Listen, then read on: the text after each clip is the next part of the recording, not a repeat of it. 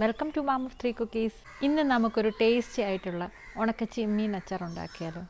ഒരു പാനിൽ 1/4 കപ്പ് വെളിച്ചെണ്ണയും 1/4 കപ്പ് നല്ലെണ്ണയുമാണ് ഇവിടെ എടുത്തിരിക്കുന്നത്. നല്ലെണ്ണ മാത്രമായോ വെളിച്ചെണ്ണ മാത്രമായോ ഉപയോഗിക്കാവുന്നതാണ്.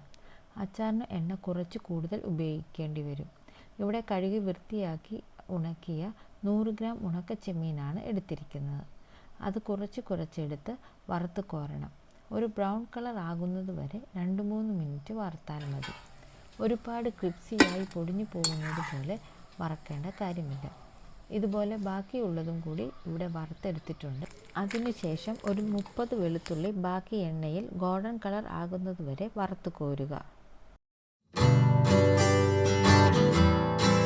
വറുത്ത ഉണക്കച്ചെമ്മീൻ നന്നായി തണുത്തതിനു ശേഷം അത് ചതച്ചെടുക്കണം. അതിനായി ഒരു മിക്സിയുടെ ജാറിലേക്ക് മാറ്റി ഒരു പൾസ് അടിച്ചാൽ മതി. പൊടിഞ്ഞു പോകാതെ ശ്രദ്ധിക്കണം. ഈ ഒരു പരുവത്തിൽ വേണം ചതച്ചെടുക്കാൻ. അതിനുശേഷം അതേ പാനിലോ മറ്റൊരു പാനിലോ ബാക്കി വരുന്ന എണ്ണയിൽ 1/2 ടീസ്പൂൺ കടുക് പൊട്ടിത്തുടങ്ങുമ്പോൾ 2 ടേബിൾ സ്പൂൺ ചെറിയുള്ളി ചെറുതായി അരിഞ്ഞതും 3 തണ്ട് കറിവേപ്പിലയും 2 ടേബിൾ സ്പൂൺ ഇഞ്ചി ചെറുതായി അരിഞ്ഞതും ചേർക്കുക. ചെറിയുള്ളി ഗോൾഡൻ കളർ ആകുന്നത് വരെ വഴറ്റുക.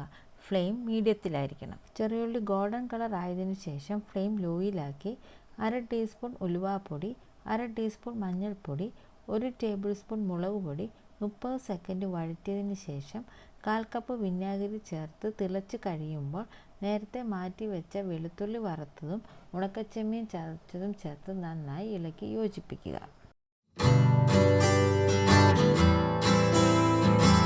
ഉണക്കച്ചെമ്മീൻ ഇതുപോലെ കഷ്ണം കിട്ടുന്നത് പോലെ ചതച്ചെടുക്കാവൂ.